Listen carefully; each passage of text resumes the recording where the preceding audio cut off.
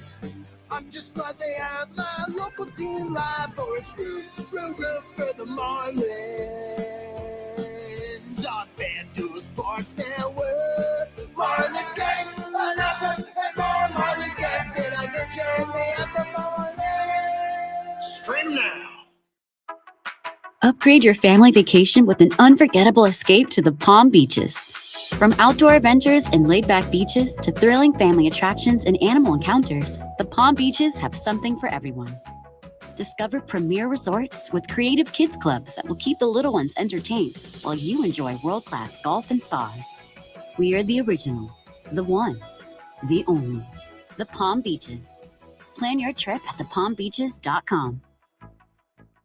Step up to the plate with Terminix, the leader in pest protection for almost 100 years. We don't just hit home runs against termites. Since 1927, Terminix has defended homes and businesses nationwide from all kinds of pest curveballs. Trust Terminix to protect what matters most. Visit Terminix.com/Marlins to learn more. Because no one strikes out termites and pests like Terminix. Hey, it's the Good Greek Spiro, and when it's time for your next move, trust the brand the Miami Marlins trust. The Good Greek, as the National Mover of the Year and Florida's most referred, Good Greek will make your move a home run every time. Whether it's across town or across the country, trust America's best mover to get you there safely. Schedule your move today at goodgreek.com, the official mover of your Miami Marlins and National Mover of the Year, Good Greek. Good Greek, moving and storage, your superhero movers.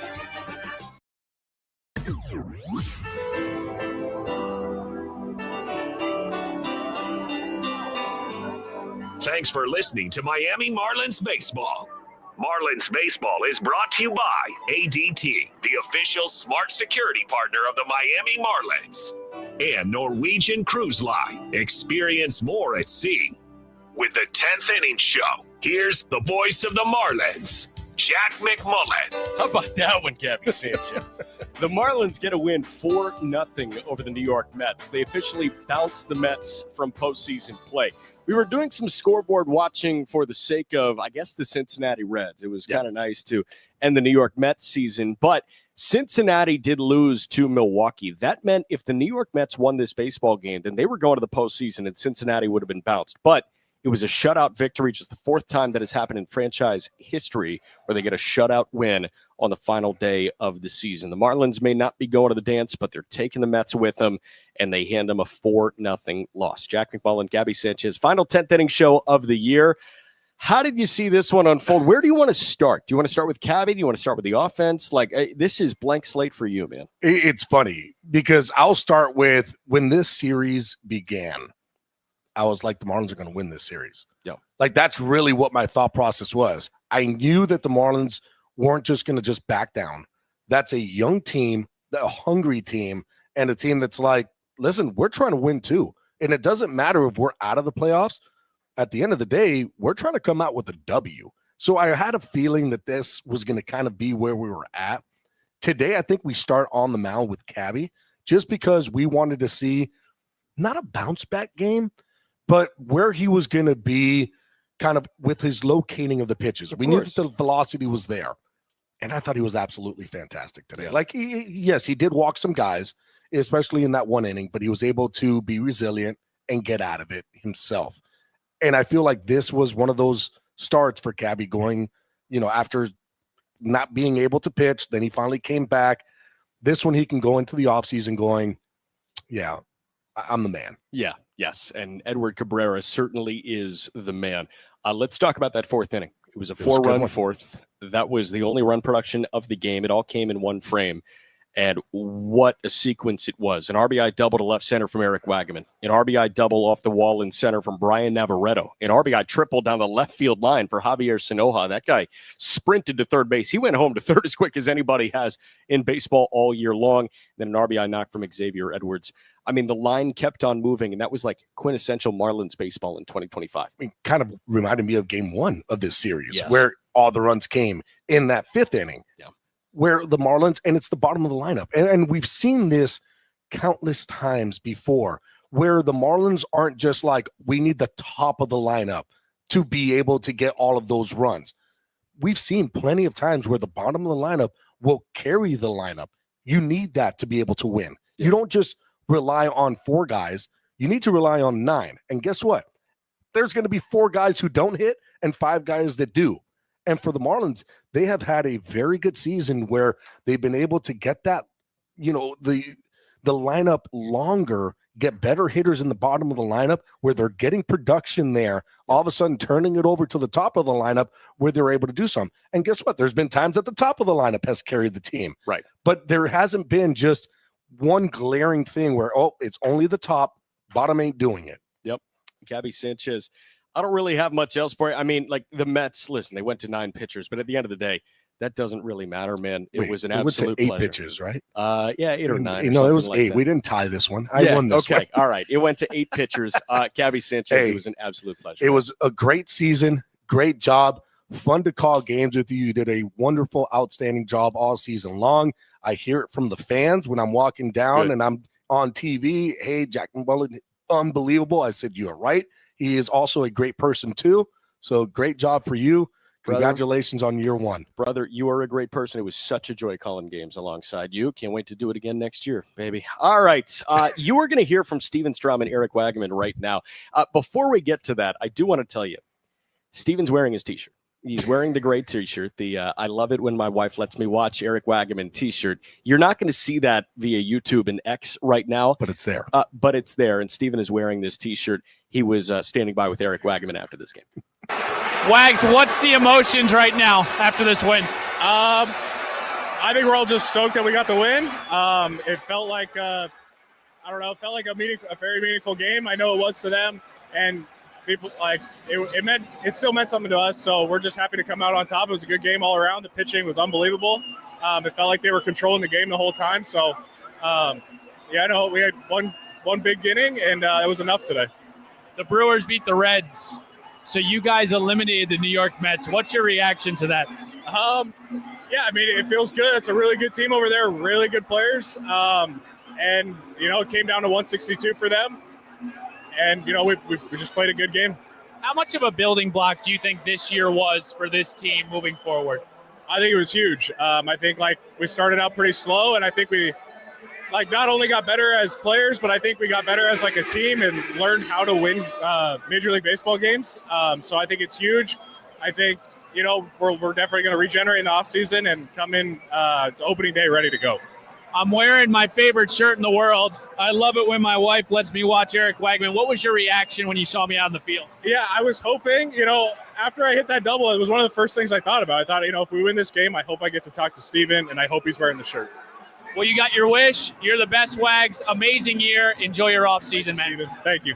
All right, Jack. All right. Thank you, Steven, and thank you, Eric Wagaman. I'm so glad that Wags was thinking about this post-game interview with the same vigor and enthusiasm that Steven was thinking about this post-game interview with. And you know what? I received it with a sense of vigor and enthusiasm, and I am fired up for both Steven and Wags that they had one final post-game interview to chat about a 4-0 win for the Miami Marlins. We will step aside. When we come back, we'll play the highlights from this one. 10th Inning Show continues next on the Marlins Radio Network.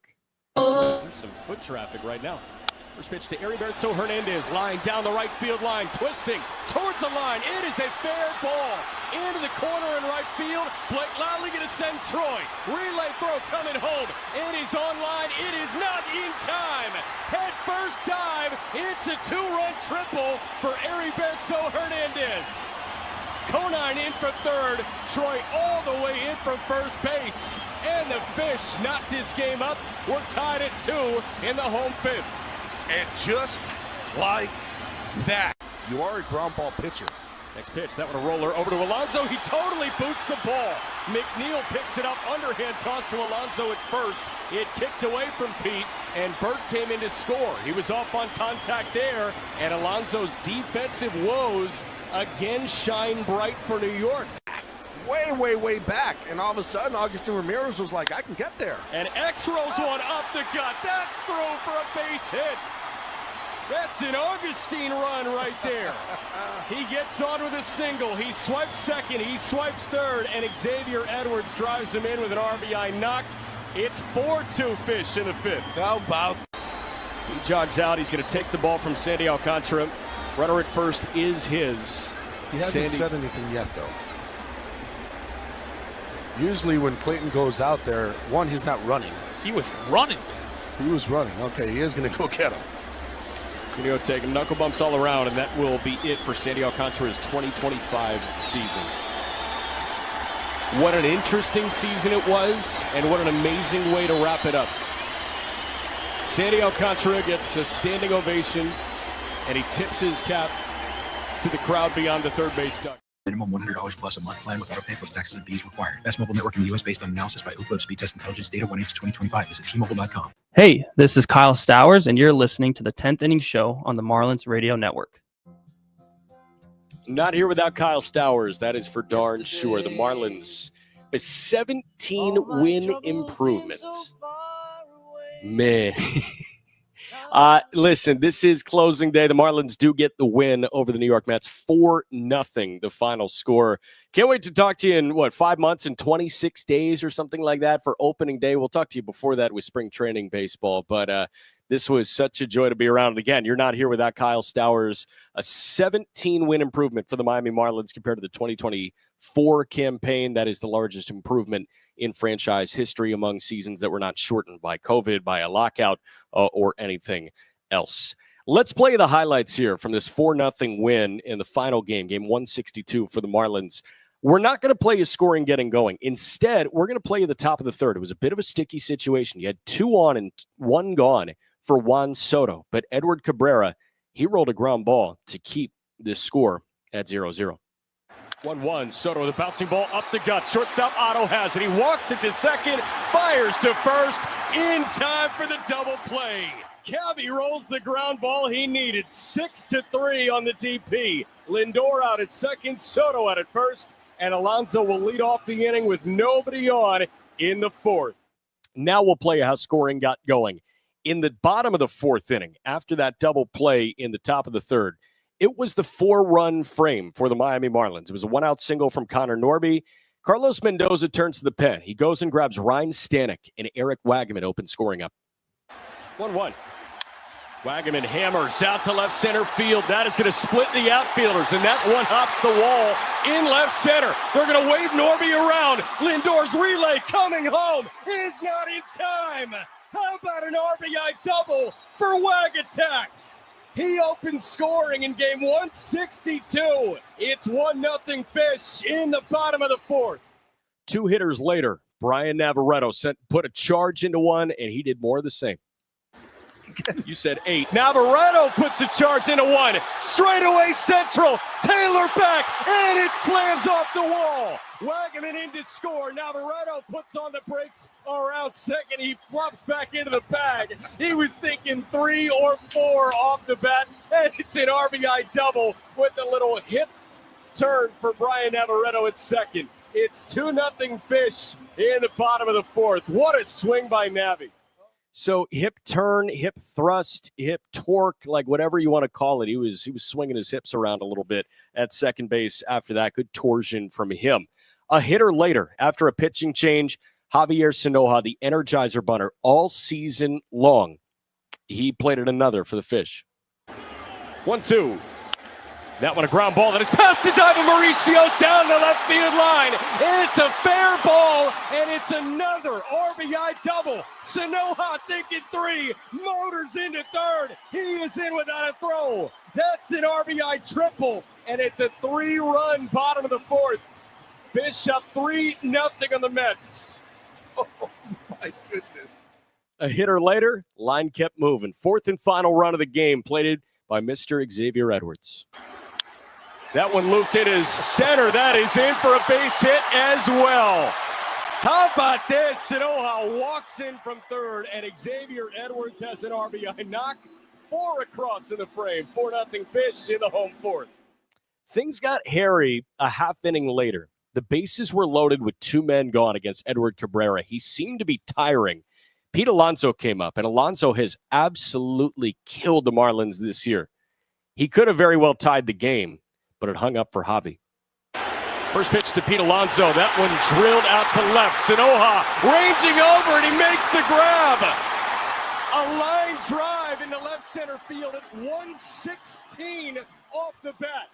But it hung up for the little man, Javier Sinoja. He ranged to his left, and he made a nice jumping grab to strand the bases loaded.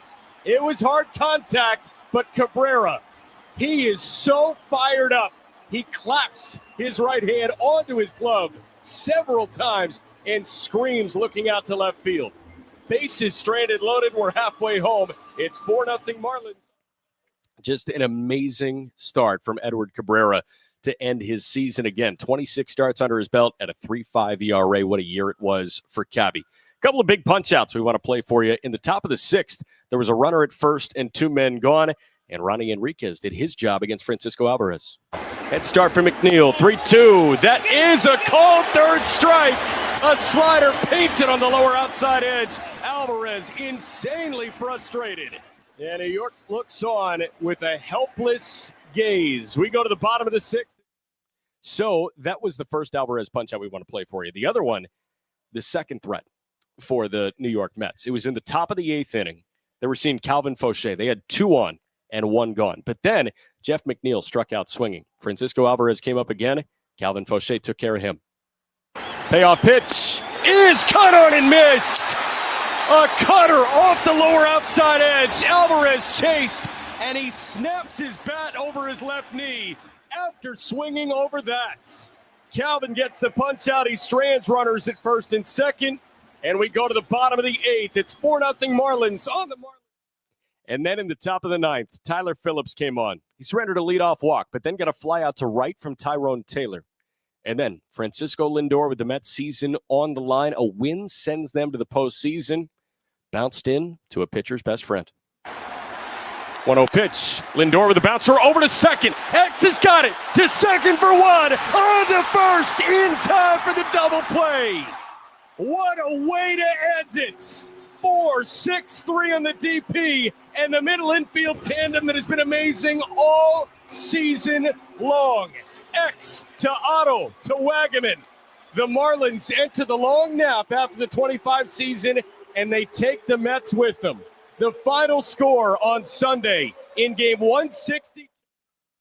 And that was how this ball game sounded. 4-0, the Marlins get the win over the New York Mets. The Mets are eliminated from postseason play, and the Marlins will head into spring training in 2026, riding the high of a win. We will step aside. You'll hear from the skipper, Clayton McCullough, when we come back on the Marlins Radio Network. Some foot traffic right now. First pitch to Heriberto Hernandez, line down the right field line, twisting towards the line. It is a fair ball into the corner in right field. Blake Lively going to send Troy. Relay throw coming home. It is on line. It is not in time. Head first dive. It's a two-run triple for Heriberto Hernandez. Conine in for third. Troy all the way in from first base. And the Fish knocked this game up. We're tied at 2 in the home fifth. And just like that, you are a ground ball pitcher. Next pitch, that one a roller over to Alonso. He totally boots the ball. McNeil picks it up, underhand toss to Alonso at first. It kicked away from Pete, and Burt came in to score. He was off on contact there, and Alonso's defensive woes again shine bright for New York. Way back, and all of a sudden, Augustin Ramirez was like, I can get there. And X rolls one up the gut. That's thrown for a base hit. That's an Augustine run right there.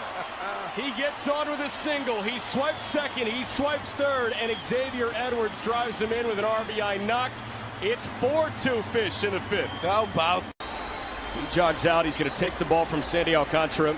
Runner at first is his. He hasn't said anything yet, though. Usually when Clayton goes out there, one, he's not running. He was running. He was running. Okay, he is going to go get him. Going to go take him. Knuckle bumps all around, and that will be it for Sandy Alcantara's 2025 season. What an interesting season it was, and what an amazing way to wrap it up. Sandy Alcantara gets a standing ovation, and he tips his cap to the crowd beyond the third base duck. Minimum $100 plus a month plan with autopay plus taxes and fees required. Best mobile network in the U.S. based on analysis by Ookla Speed Test Intelligence Data 1H2025. Visit T-Mobile.com. Hey, this is Kyle Stowers, and you're listening to the 10th Inning Show on the Marlins Radio Network.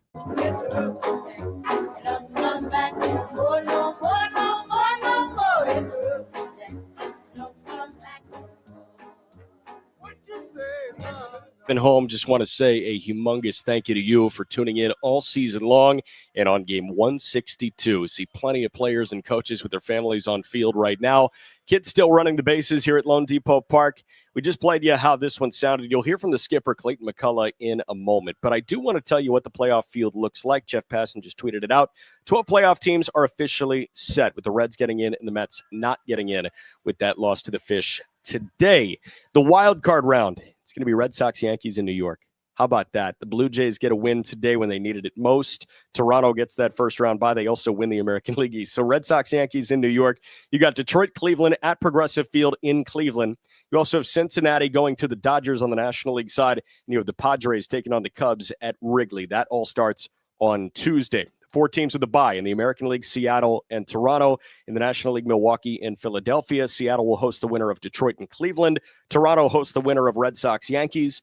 The Brewers, they will host the winner of Padres, Cubs, and Philly hosts the winner of Reds and Dodgers. That is how that sounds. Ahmed, if we have Clayton McCullough, we can play that right now. All right, we are pausing for 5 seconds, or we're holding for 5 seconds. Again, a 4-0 win for the Miami Marlins over the New York Mets. Other scores that were pertinent today: Cincinnati did fall to the Milwaukee Brewers. 4-2 was the final score. Abner Uribe got the save. Trevor McGill was the winning pitcher in his return from the injured list. That's a big arm for Milwaukee to get back. The other games that mattered today, you had Cleveland and Texas. Texas is up on Cleveland 8-6 in the bottom of the 10th, although seeding is officially done. 13-4, the Blue Jays get the win over the Rays in Toronto. You also had the Yankees get the win 3-2 over Baltimore. And then Detroit, Boston, the Red Sox got the win over the Detroit Tigers. But again, your final score 4-0. And let's hear from the skipper, Clayton McCullough, after this one.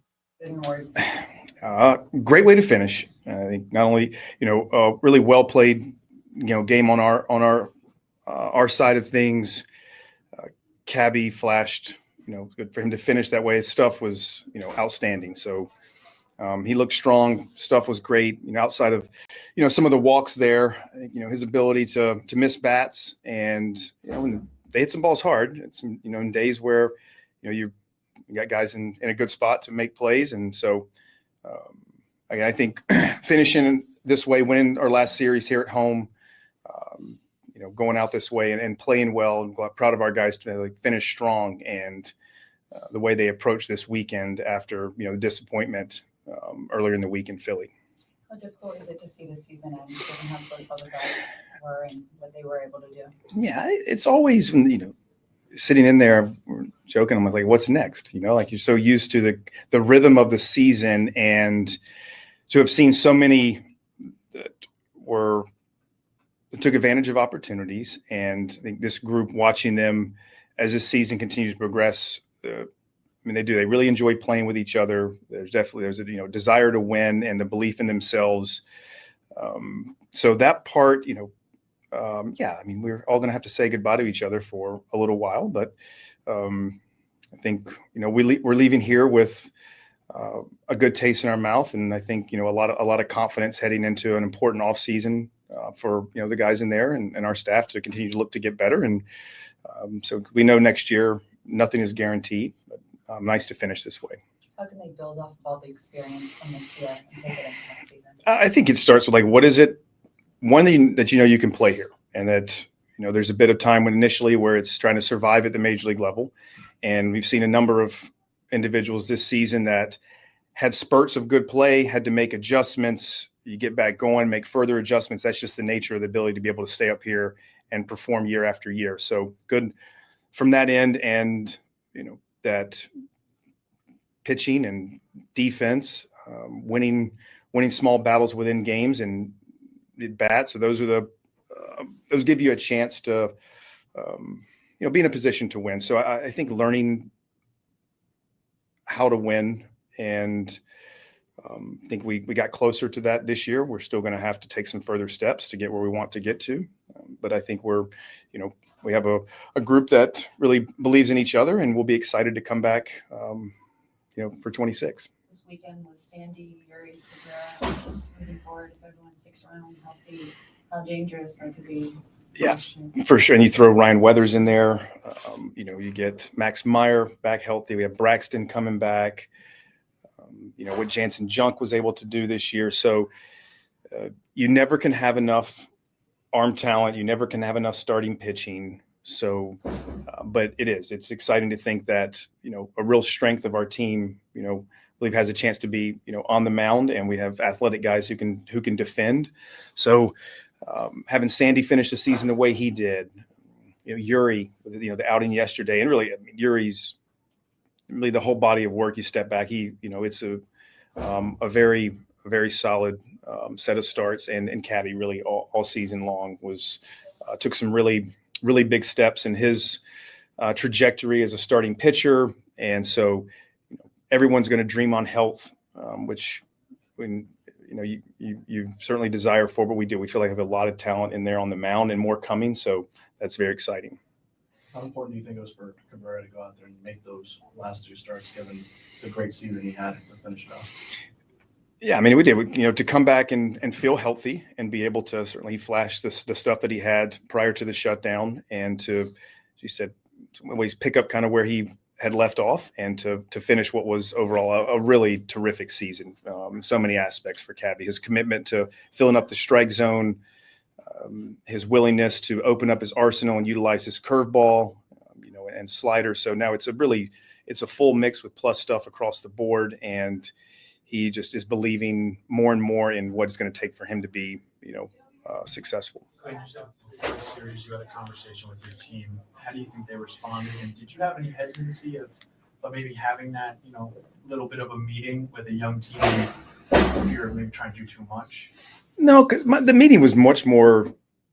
It was, when our season, in some ways, postseason aspirations officially ended the other night in Philly. Just, again, it was mainly just that the part that's most disappointing and I was sad about is that we weren't going to have the chance to, to pop champagne and continue on playing for a world championship, because that's, moving forward here year after year, that's nothing I want more than to, our players and staff, front office, everyone to experience that feeling. And there's nothing better. And you get one crack at it, then all you want more and more. Like it's, so it was more that I was sad that this weekend, we weren't going to still be alive for that, but also that, what we set out for, and to just finish what we started and just finish the season strong and go play, compete like you have all season long. Because I think, we owed it to the Mets. We owed it to everyone, around baseball to go out and, you go finish the season strong, and you owe it to each other for all you've been through to try to finish on a high note.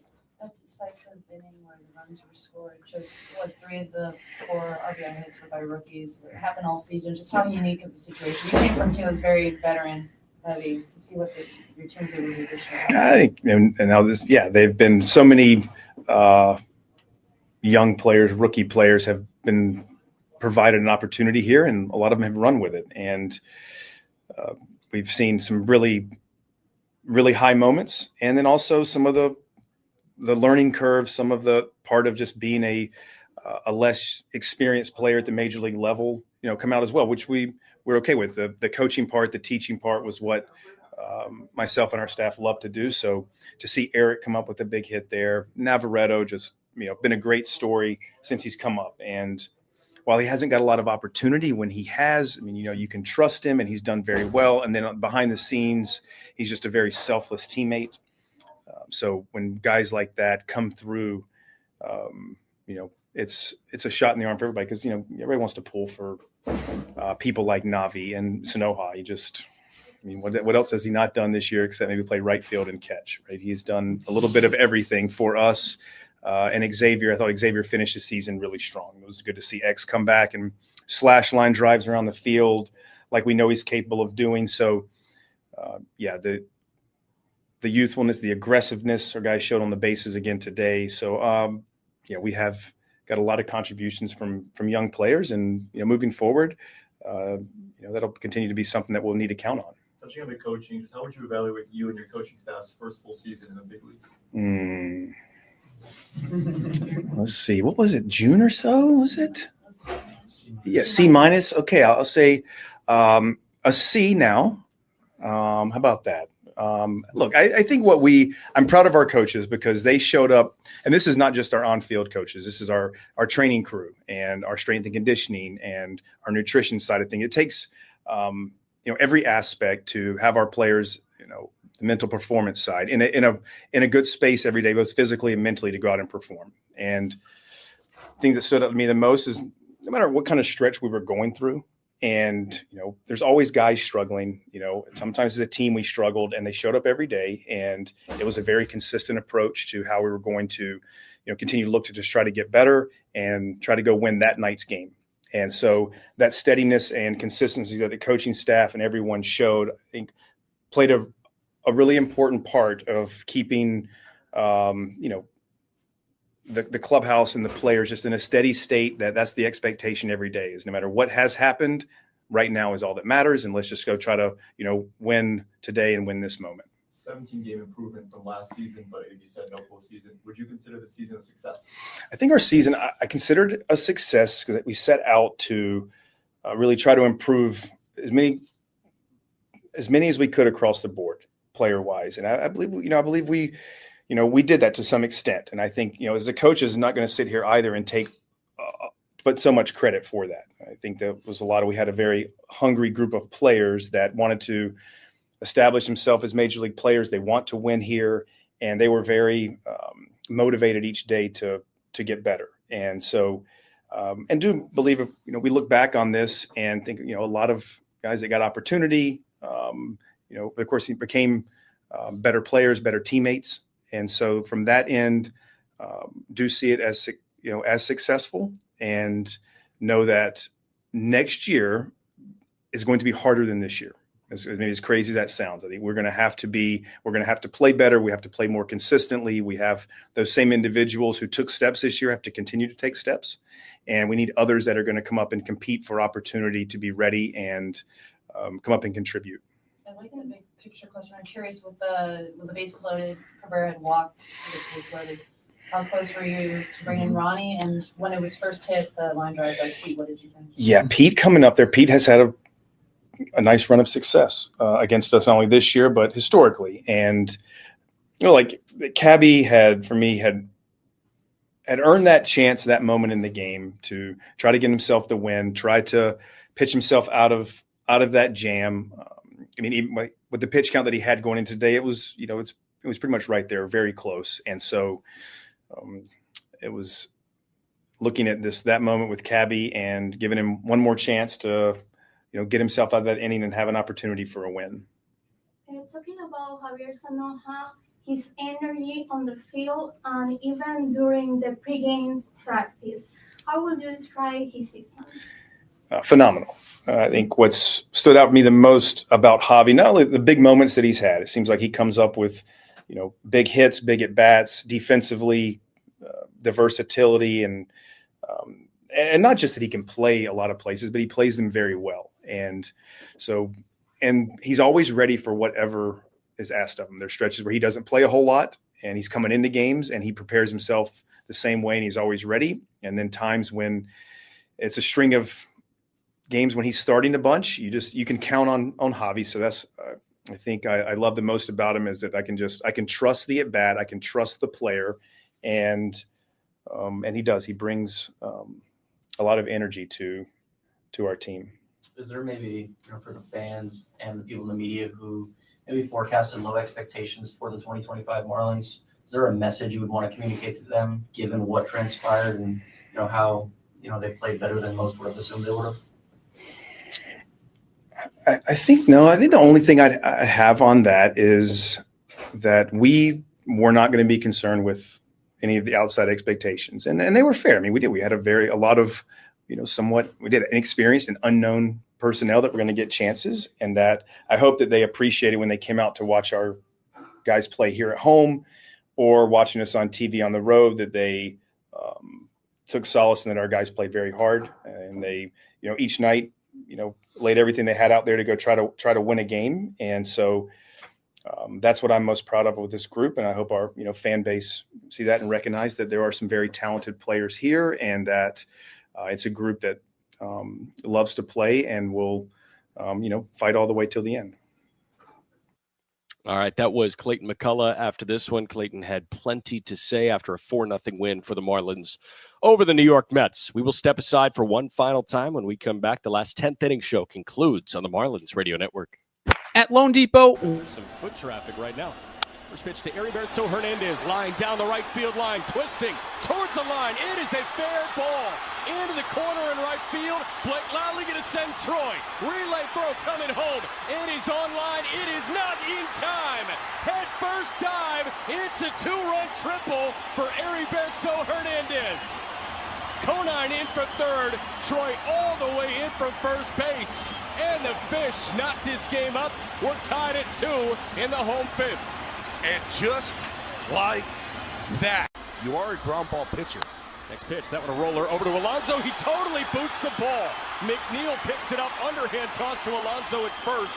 It kicked away from Pete, and Burt came in to score. He was off on contact there, and Alonso's defensive woes again shine bright for New York. Way back, and all of a sudden, Augustin Ramirez was like, I can get there. And X rolls one up the gut. That's thrown for a base hit. That's an Augustine run right there. He gets on with a single. He swipes second. He swipes third. And Xavier Edwards drives him in with an RBI knock. It's 4-2 Fish in the fifth. How about? He jogs out. He's going to take the ball from Sandy Alcantara. Runner at first is his. He hasn't said anything yet, though. Usually when Clayton goes out there, one, he's not running. He was running. He was running. Okay, he is going to go get him. Going to go take him. Knuckle bumps all around, and that will be it for Sandy Alcantara's 2025 season. What an interesting season it was, and what an amazing way to wrap it up. Sandy Alcantara gets a standing ovation, and he tips his cap. LE L4 CDTF model 1852, $99 for 36 months, $79.99 due at signing. No security deposit required on approved credit from SCTF. Offer expires 9/2/25.